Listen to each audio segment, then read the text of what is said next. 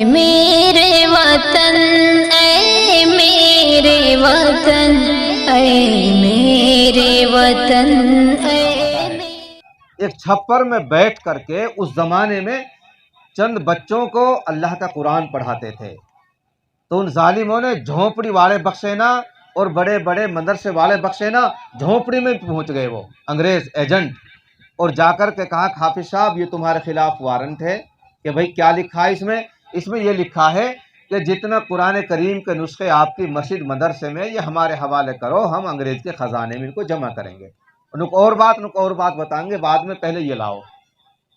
حافظ صاحب نے تباہی میں ہاتھ مارا، بچے خاموش ہو جاتے ہیں، ہمارا اپنا ایک نظام ہوتا ہے، ہاتھ مارو 150 بچے پڑھتے ہیں خاموش ہو جاتے ہیں، استاد جی کچھ کہنا چاہتے ہیں خاموش کرنا چاہتے ہیں، ہاتھ مارا بچے خاموش کہ بچوں جتنے قرآن کریم کے نسخے مسجد میں مدرسے میں اور تمہارے گھروں میں سب لا کے جمع کر دو۔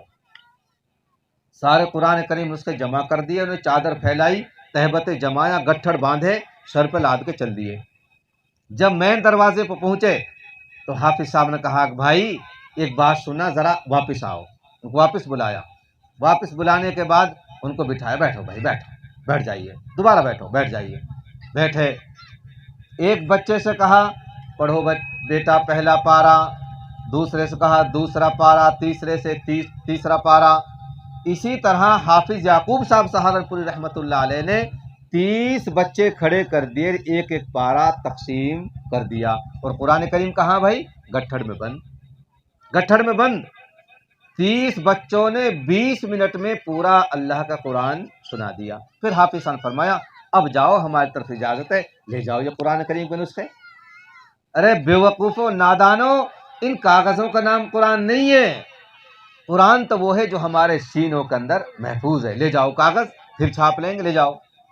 تاریخ بتاتی ہے انہوں نے وہیں گرہ کھولی، قرآن کریم واپس کیے، پلہ جھاڑ کے خالی ہاتھ گئے، اور اپنے گرو گھنٹالوں سے جا کے یہ کہا کہ اگر تمہارے جیسے لاکھوں کروڑوں قرآن حکیم کو مٹانے والے پیدا ہو جائیں تو قرآن حکیم نہیں مٹ سکتا۔ کیوں؟ اپنی آنکھوں سے دیکھ کر آئے 10 12 سال کے بچے اس قرآن کریم کو اپنے سینے کے اندر لیے پھر رہے ہیں۔ میرے عزیزو یہ اللہ کا قرآن ہے، اور صرف یہ کتاب ہے پوری دنیا میں، اور یہ قرآن کریم کا ہی معجزہ ہے۔ ابھی حضرت فرما رہے تھے، ابھی حضرت وہاں بیٹھ کر کے بات چیت ہو رہی تھی، ایک معصوم بچہ 8-9 سال اس کی عمر ہے، وہ بتلاتا ہے قرآن کریم میں 7 منزل، قرآن حکیم میں 30 پارے، قرآن کریم میں 14 سجدے، قرآن کریم میں 6666 آیتیں، قرآن حکیم میں 540 رکوع۔ ایک ایک بچہ اور آیت نمبر بتلا رہا ہے، رکوع نمبر بتلا رہا، پارا نمبر بتلا رہا، سورت نمبر بتلا رہا ہے۔ یہ کس کا معجزہ ہے بولو بھائی؟ قرآن حکیم کا معجزہ ہے۔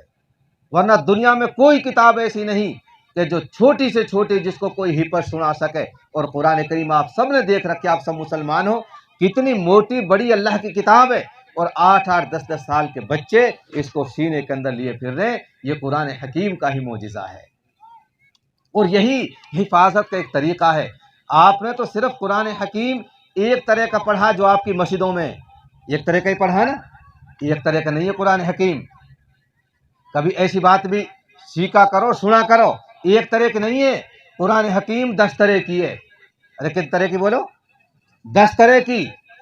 3 روایات تو ہیں کمزور ضعیف، اور 7 ہیں مضبوط، یعنی قرآن حکیم اللہ تعالیٰ نے 7 طریقے سے یا 10 طریقے سے اتاری تھی، ایک طریقے کا جو ہم پڑھتے ہیں۔ بات سمجھ میں آ رہی ہے؟ یہ تو ایک ہی طریقے کا ہے، اس کو قاری لوگ جو ہوتے ہیں وہ 7 اور 10 طریقے سے پڑھا کر آپ کو پڑھ کر کے سنائیں گے، آپ تعجب میں پڑ جائیں گے، بلکہ وہ کہیں گے نواز نہ ہوئی غلط پڑھ رہو ہے۔ جب ودھا کی ودھے پڑھیں گے تو میاں جی لوگ کہیں گے کہاں سے آؤ امام صاحب بگاڑ رہو ہے کہ نا۔ تو اس طرح قرآن حکیم کو اللہ تعالیٰ نے 7 طرح سے نازل فرمایا۔ اللہ تعالیٰ نے کچھ ایسے بندے تیار فرما دیے کہ جیسے میں نے اتارا 7 یا 10 طریقے سے ایسے پڑھ کے سناؤ، جن کو قاری اور مقری کہا جاتا ہے۔ کیا کہا جاتا ہے بولو بھائی؟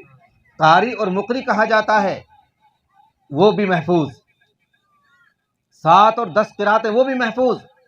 اللہ تعالیٰ نے ایک جماعت ایسی تیار کر دی، پورے قرآن کو اپنے سینے میں محفوظ کرو، पूरा कुरान सीने महफूज कर लिया। कौन सी जमात है? हाफिजों की जमात, हाफिजीन की जमात। हाफिजियों मेरे कुरान को मुंह बगैर देखे सुनाओ, सुना देंगे जी, हाफिज साहब सुनाएंगे। कारी साहबों मेरा कुरान 7 या 10 तरीके से पढ़ के सुनाओ, सुना देंगे जी, वो भी तैयार।